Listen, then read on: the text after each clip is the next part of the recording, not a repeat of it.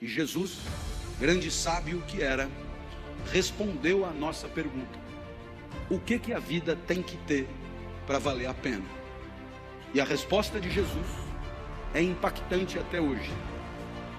Por mais que vivamos numa sociedade de cultura cristã, a resposta de Jesus, quando anunciada com clareza, produz extraordinário impacto nos espíritos de quem ouve. O filé mignon da vida, a vida que de fato vale a pena, é a vida assumidamente dedicada ao outro. Isso é absolutamente incrível, sobretudo para nós, acostumados a ouvir que o sucesso da nossa vida tem a ver com o nosso próprio ganho, com a nossa própria riqueza, com o nosso próprio conforto, com o nosso próprio poder. Jesus dirá mais ou menos o contrário. O filé mignon da vida, aquilo que fará de você um vivente feliz, é a entrega, é proporcionar, é alavancar, é permitir que o outro viva melhor do que viveria se você não existisse. É permitir que o outro sorria um sorriso que, se você não fosse, ele não sorriria. É permitir que o outro sinta a alegria que, se você não estivesse, ele não sentiria. E aí sim, você terá vivido vida boa, vida que valeu a pena. Lição de Jesus. A minha filha Natália é a mais nova dos meus filhos, tem 13 anos hoje. Quando tinha 4, foi acometida de gravíssima doença, rara no Ocidente. Síndrome de Kawasaki, um vírus letal. Funciona mais ou menos assim. Esse vírus só aparece em crianças de 4 a 6 anos. Esse vírus, se desincubar, mata a criança na hora. Mas tem uma vantagem. Se ele não desincubar por 2 anos, ele acaba morrendo. E a criança está definitivamente curada. 2 anos só. 2 anos esperando. Eu olhava para minha filha na UTI e eu me dizia: por que não troca? Eu fico no lugar. A vantagem é óbvia. Eu fico aqui e a criança fica livre disso. Como não estava dando certo, eu fiz proposta irrecusável. Pegue 20 crianças com isso. Ponha os 20 bichos em mim e liberte as 20 crianças. Agora a vantagem é mais do que óbvia. Não esqueça de pôr a minha filha no meio.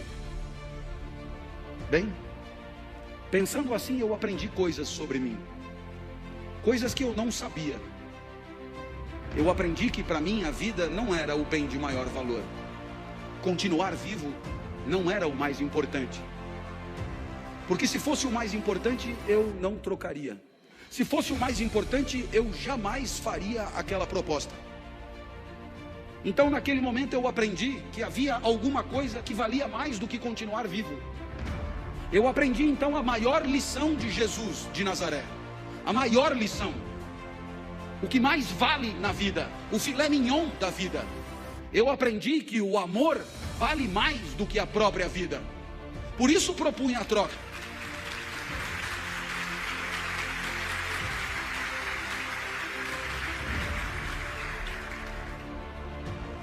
Para desdramatizar, minha filha completou 13 anos em maio. E ela virou para mim e falou: papai, ela está completamente curada, portanto. E ela falou: papai, eu queria comemorar meu aniversário em casa, queria mostrar minha casa para os meus amigos, você deixa? A minha filha sempre pede tudo para mim, porque de mim ela sabe que ela tira tudo que ela quer. Depois ela só comunica à mãe. Eu já falei com o papai e ele já deixou.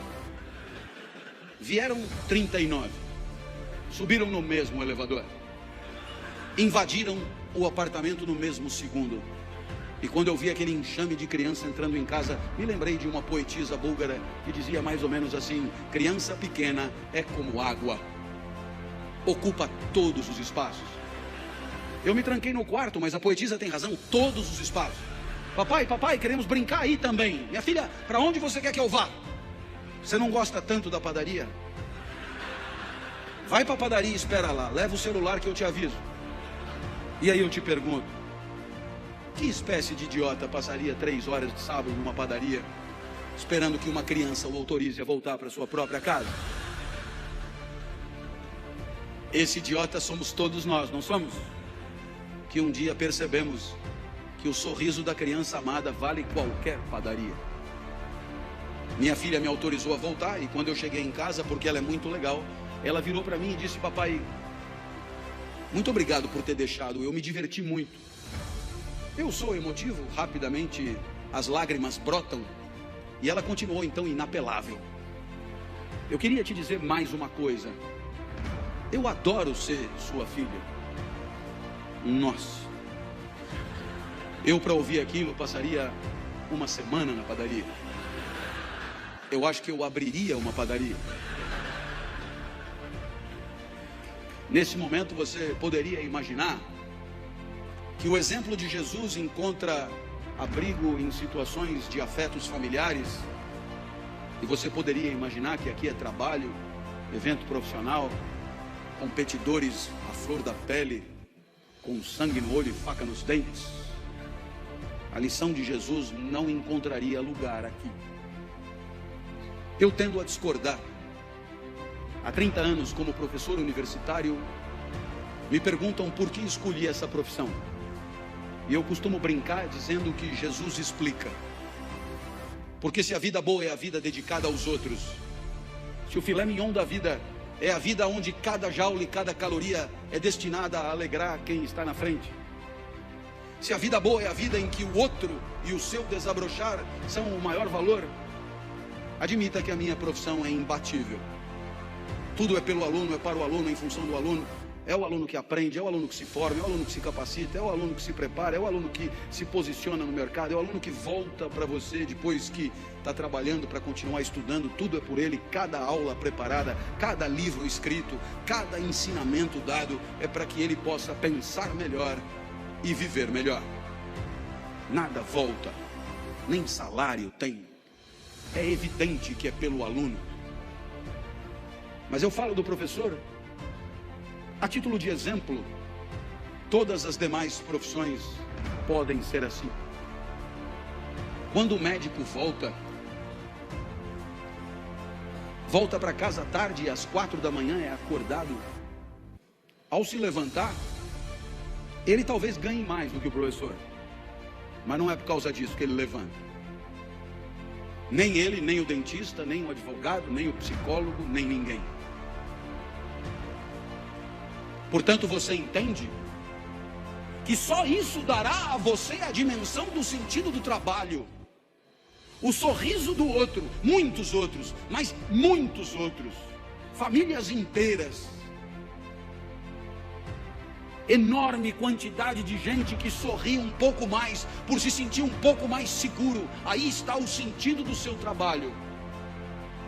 O resto é tabela, números, gráficos, de frieza impiedosa, e que pouco ou nada justificariam o seu empenho extra, a sua dedicação extra, porque é exatamente olhando no olho daqueles que confiam em você que você se sente importante, e não contribuindo com números frios e porcentagens que nelas mesmas nada querem dizer.